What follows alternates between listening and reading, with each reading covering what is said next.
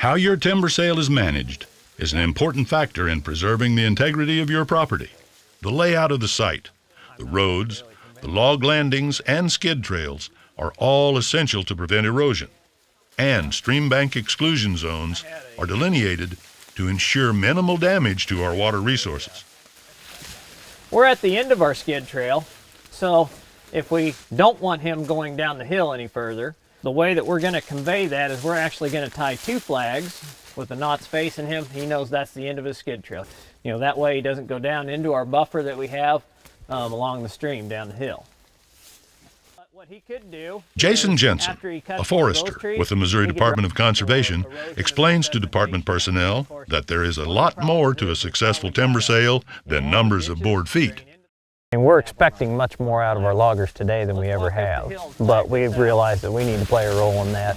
How we mark the trees, how we lay out the sale plays a big role in that as well.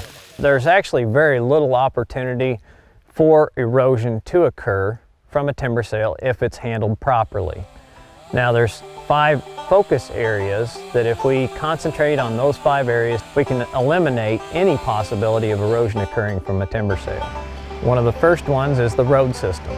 You know, where are the roads located? Are the roads on top of the ridge or in the creek bottom? Another one of the criteria is the landings. You know, obviously the landing is an area that has to be cleared where trucks come in, they load logs, it receives a lot of traffic. There's bare soil that's there. Another one is the skid trails. Making sure that the skid trails are in the right place so that they can be properly water barred after the sale is completed. Another is the streamside management zones, and those are areas adjacent to streams where we want to take extra precautions just to make sure that we maintain leaf litter, we don't create bare soil, you know, we keep our roads, our landings, our skid trails out of that zone. And then the final one is any stream crossings.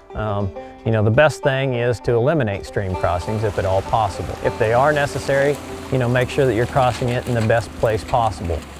You know, I see a lot of satisfaction in working with private landowners. Every landowner is different.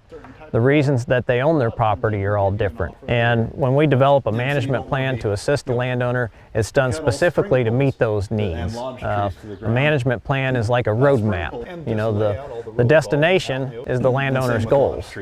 So the best thing that they can do is contact a forester, whether that's a forester from the Department of Conservation or a private consulting forester. Either can provide them service, provide them assistance with their timber sale. They can actually come out, mark the trees to be harvested, estimate the volume and the value of those trees, develop a timber sale contract. The contract is designed to protect both parties. It's designed to protect the landowner, and it's designed to protect the logger. A good, solid contract will ensure that you are paid in full before the timber is removed. Your forest, soil, and water resources are protected. The harvest area is left in good condition. There are no assumptions as to the method of harvest. And finally, that you will be satisfied with the outcome of the sale. Some of that's timber type. This is all just flat woods, and all the trees are pretty much the same.